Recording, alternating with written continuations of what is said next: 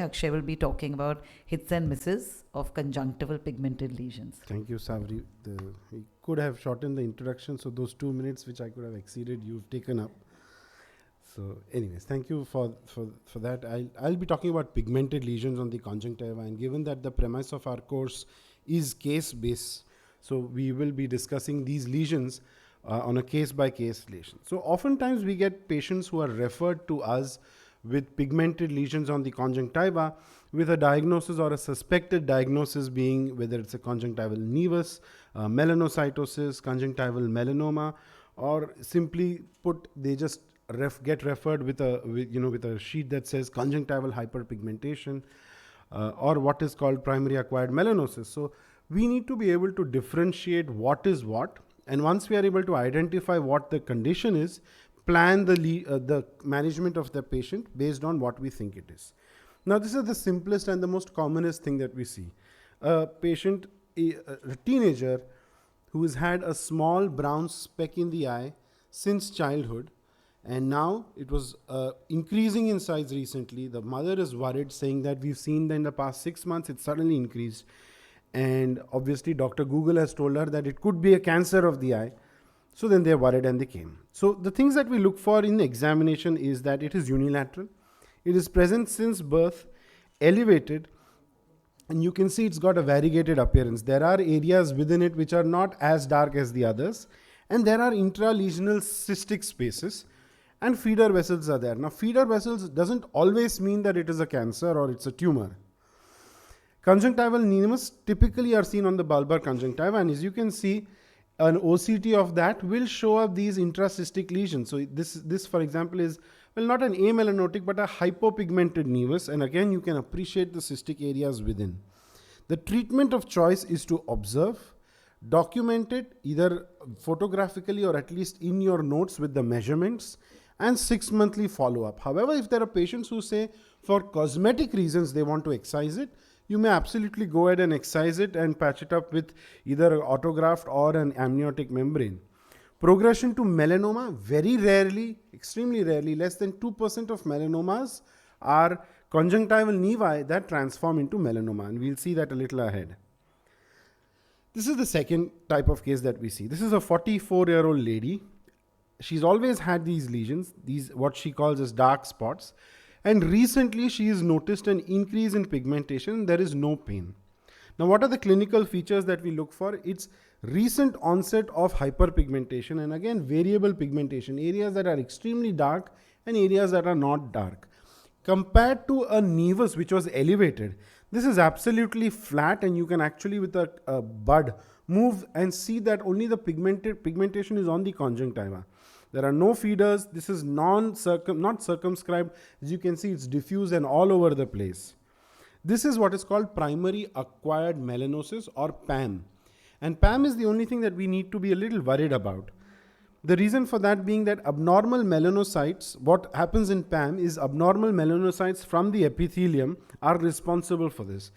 And what decides the further plan of action is whether there is cellular atypia or not. And cellular atypia or not is something that only a pathologist can tell us.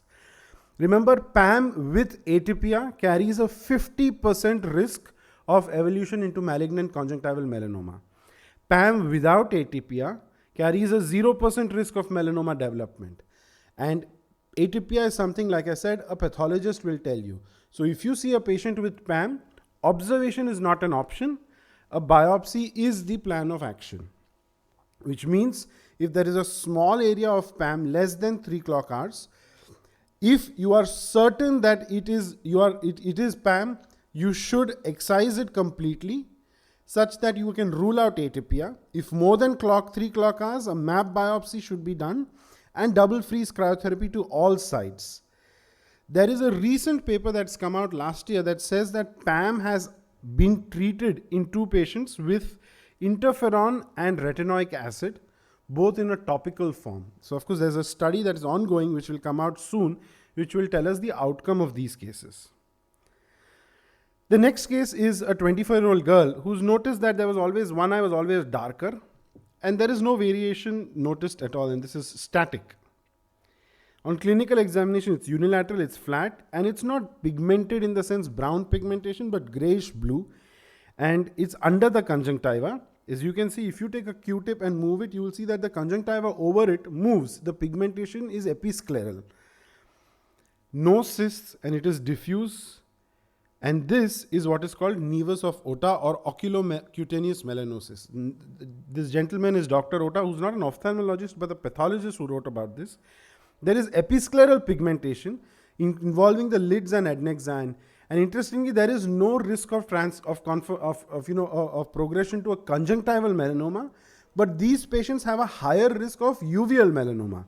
So an annual checkup is needed for dilated fundoscopy, and once in 3 years, an MRI of the orbit or brain may be recommended, because meningeal melanomas have also been reported in these patients. And after attending our course last year, we had a patient a surgeon who also thought that maybe they diagnosed PAM and referred a case whom he was all set to operate under the microscope, and he thought this could be PAM and sent it to us saying, I think we have a case of PAM. Can you diagnose this and see what it is? The patient had actually not even noticed that his eyes were pigmented. What could it be?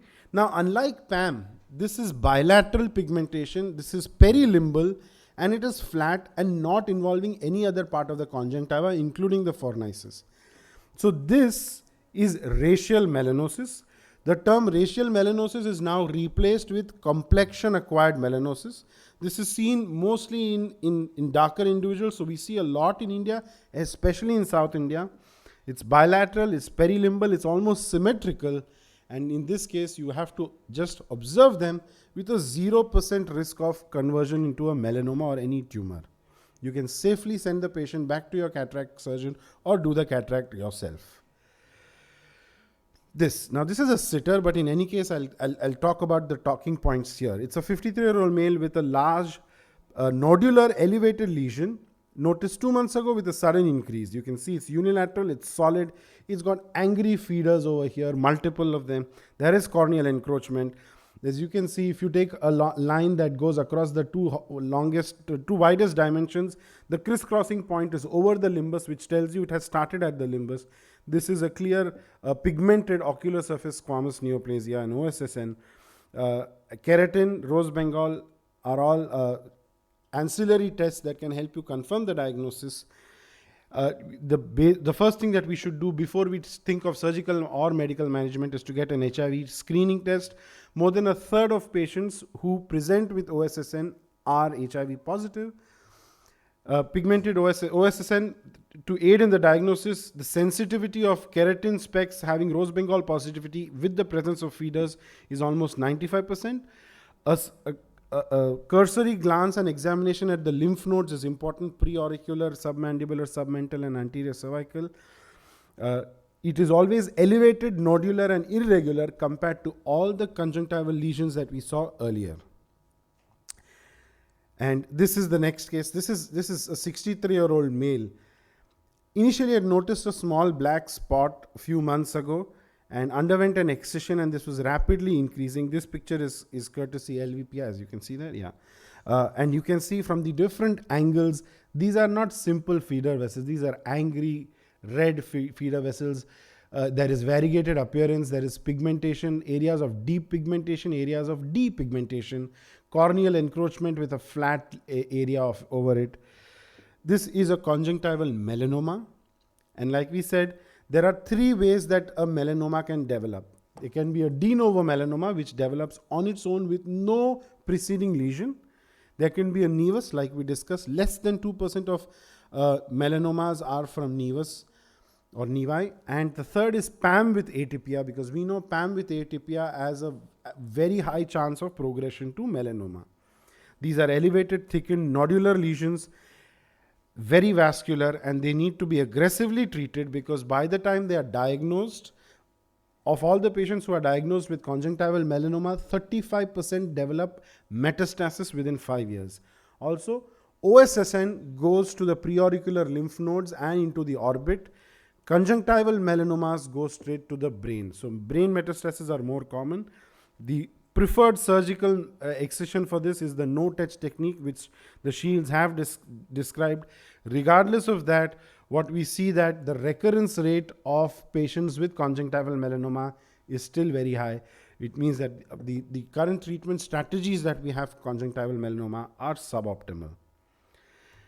So this is basically the a capsule of whatever we've seen: the nevus, the CAM, PAM, and conjunctival melanomas. In case you need to take a shot of it, this is a good table that covers everything, including the primary management. Before we wrap up, I'll just go through few unusual cases to show that not every pigmented lesion falls into the nevus to melanoma spectrum. This was a case of a subconjunctival mass which was amelanotic, no dilated vessels, no feeders, no keratin, no pigmentation. And it was seen in a child, and the child had barely noticed that there was this pea-sized swelling. It was excised, and it was an epibulbar schwannoma. So sometimes there can be these unusual lesions that land up at unusual places. This was a 12-year-old girl with a 6-month-old history of pigmented lesions on the conjunctiva, bilateral, painless, gradually increasing, and it had an unusual color. There was a metallic sheen over it. And we wondered what it was. We put a drop of Paracaine with a earbud, just scraped it, and all the color came off. What it was bitot spots, vitamin A deficiency, and the child had been applying kajal every day, and the kajal debris kept going over the tear film and accumulating over the irregularity of the bitot spots. So it was bitot spots that with kajal debris over years that appeared like a pigmented conjunctival tumor.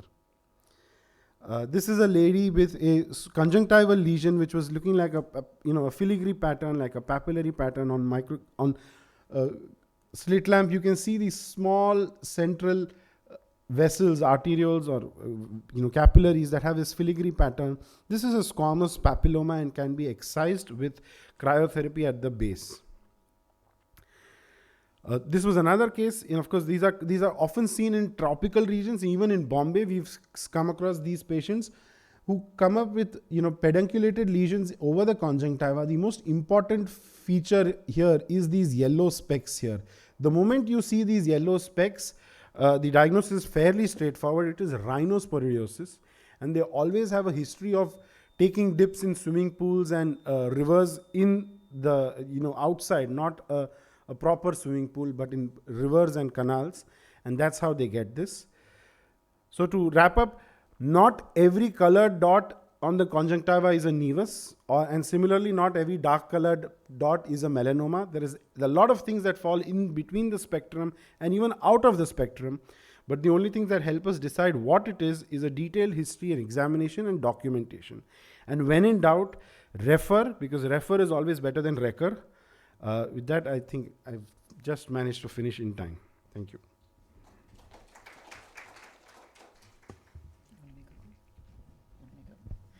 Thank you, Akshay. That was really, really well done with just the important points, and the unusual cases also were excellent. Thank you so much. Dr. Akshay has a session somewhere else, so I will let's take some questions if anyone has any right now for him, because we may not catch him later. So does anyone have any questions? Thank you. Okay, thanks, Akshay. For a change, one of our courses is actually having a near full hall. And I think a lot of credit goes to the chief instructor for planning the course this way. Thanks. Thank you, Akshay. That's very sweet.